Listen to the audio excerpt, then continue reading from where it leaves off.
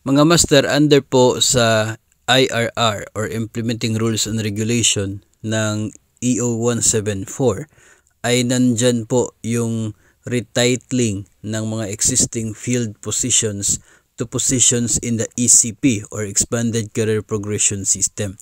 May mga position kasi ngayon ng Department of Education na hindi na sila mag-i-exist yung pangalan ng position na yon under the ECP or Expanded Career Progression System.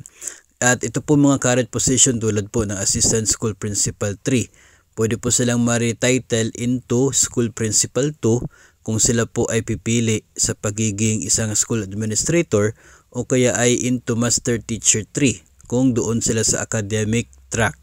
Ito mga Assistant School Principal 2 at Head Teacher 6, pwede sila maging School Principal 1 kung gusto po nila na doon sa school administration.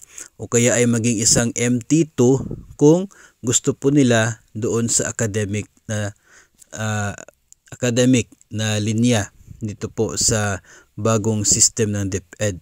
So yung mga nakikita po ninyo na listahan ng mga current positions, pwede po silang ma-retitle into those items, no, o ito po positions na nandyan sa bagong sistema ngayon until sa Teacher 7, until sa Master Teacher 5, until sa School Principal 4.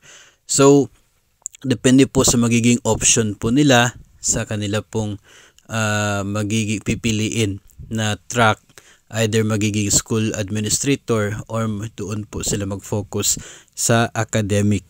So yun po yung isa sa mga mangyayari during the transition period ng Department of Education under po sa bagong system na ito sa career progression ng mga guro. So yung other provisions under this IRR, pag-usapan po natin sa mga susunod na episodes.